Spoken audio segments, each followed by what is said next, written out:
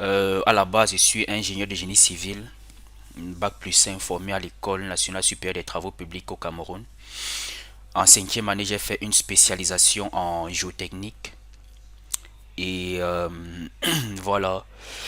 Et après, j'ai été sur le projet de Toro Yaoundé Douala comme ingénieur géotechnique où j'ai fait 1 an 9 mois, donc pratiquement 2 ans, comme ingénieur études géotechniques.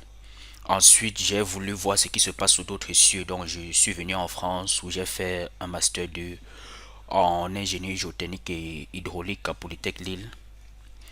Et après cette formation, j'ai intégré CETEC où je travaille comme ingénieur études géotechniques sur un très grand projet, le projet ferroviaire HS2, donc c'est High Speed 2.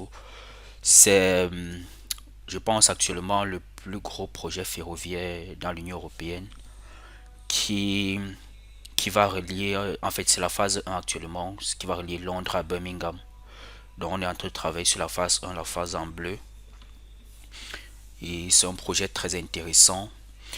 Et à côté, je suis, comme je l'ai dit, le cofondateur de la chaîne YouTube et les réseaux sociaux Best Engineering Practice. Alors, nous entrons dans la formation proprement dite, les ouvrages de soutènement.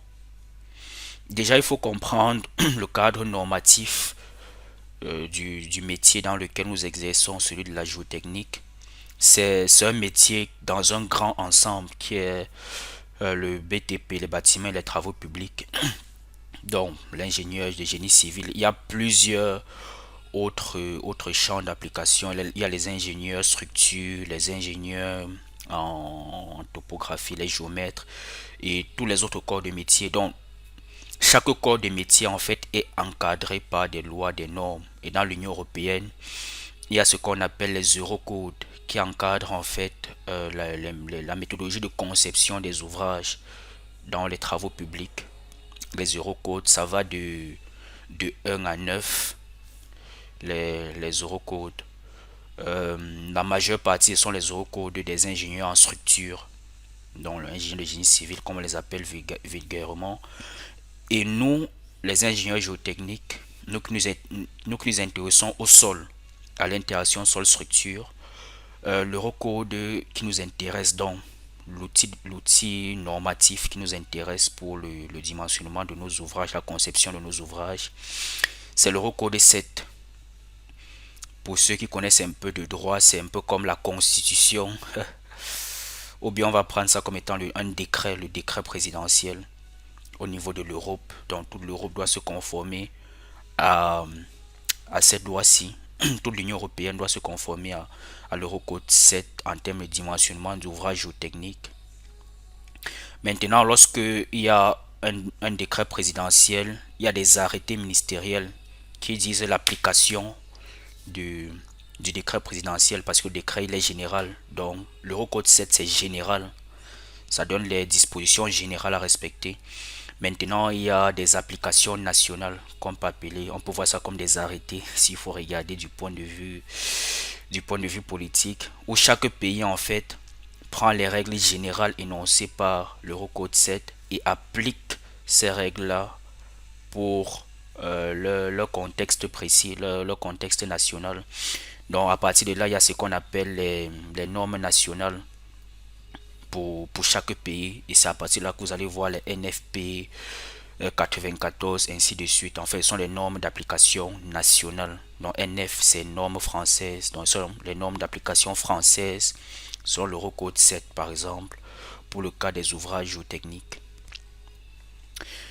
Donc l'Eurocode 7, c'est divisé en plusieurs parties. La première partie, la section 1, parle des généralités, pour la conception des ouvrages géotechniques. La section 2 parle des bases de calcul géotechnique. C'est tout ce qui est approche semi-probabilistique et autres, telles que nous avions vu dans nos formations précédentes déjà. La troisième partie parle des données géotechniques, comment les avoir, les données géométriques, les résultats d'essais, ainsi de suite. La quatrième partie parle de la phase travaux, la surveillance des travaux, l'exécution des travaux, le suivi et l'entretien après la construction. La cinquième partie parle des terrassements D'une manière générale, euh, voilà, on n'a pas encore fait de formation dessus, sur les terrassements. On a déjà fait une formation sur la partie 6 et la partie 7 qui sont respectivement les fondations superficielles et les fondations profondes dans les pieux. Et la section 8 parle des ancrages d'une manière générale. Dans la section 9, où on va voir dans le cadre de ces formations, on va évoquer la notion d'ancrage qui intervient dans ce qui nous intéresse dans les ouvrages de soutènement. Et en gros, on va voir grosso modo la section 8, la section 9, la section 10 et la section 11. Parce que ce sont des sections qui interviennent dans la conception des ouvrages géotechniques. Donc on va voir les concepts de la section 8, 10 et 11 qui interviennent dans le cadre de la section 9 qui est l'objet de cette formation. Donc, la section 9, comme je l'ai dit, ce sont les ouvrages de soutènement de l'euro, selon l'Eurocode 7. Et la France, je me répète, a ses normes nationales d'application de l'Eurocode 7 qui peuvent être vues comme les arrêtés ministériels. Donc nous avons respectivement comme norme nationale française la NFP 94-281 qui est la norme française pour les murs de soutènement. Nous avons la NFP 94-282 qui est la norme pour les écrans de soutènement.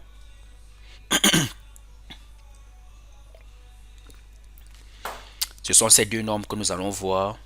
Mais ce que nous n'allons pas voir dans le cadre de cette formation, c'est tout ce qui est terrassement, donc tout ce qui est ouvrage de soutènement lié au terrassement, les terres renforcées dans ce cas-ci. La NFP 94-270, ça n'entre pas dans le cadre de cette formation. Ça n'entre pas dans le cadre de cette formation parce que ça fait partie des terrassements, ça fait partie de la formation sur les terrassements. Et éventuellement, si on fait une formation sur les terrassements, c'est là qu'on va voir la conception des ouvrages de soutènement des terres renforcées. Donc, entrons dans le vif du sujet.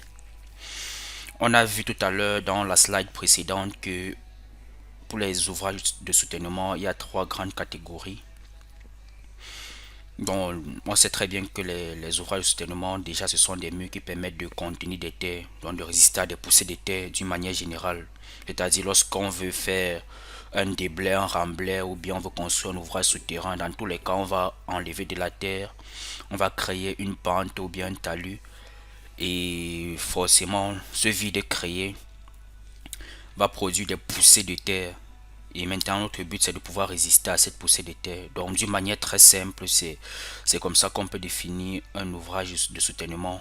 Et comme on vient de le voir, nous avons trois grandes catégories. Nous avons les murs de soutènement, dont la caractéristique principale est que ça résiste à la poussée des terres par leur poids propre. Donc, comme ça, un poids propre, un poids énorme, c'est à cause de ce poids énorme que ça réussit à résister à la poussée des terres, tout simplement. Par contre, la différence avec les écrans de soutènement, qui est la deuxième grande catégorie, c'est que les écrans de soutènement sont extrêmement minces. Du coup, leur poids est négligeable. Donc, ils ne peuvent pas en fait résister à la poussée des terres par leur poids. Donc, généralement, ils résistent à la poussée des terres par un autre élément qu'on va appeler dans le cadre de cette formation la butée des terres. Et nous verrons dans la suite ce qu'on va appeler la butée qui permet aux écrans de soutènement de résister.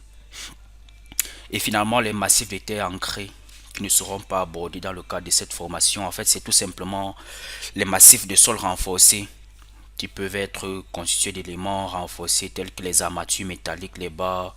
Ça peut être fait de géosynthétique, géotextile, ou bien des parois clouées, on appelle généralement les clous-terre, ainsi de suite.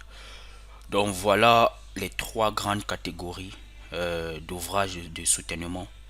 Nous allons au fur et à mesure entrer dans le détail, nous allons aller crescendo pour que les éléments soient bien clairs et que toute ambiguïté soit levée.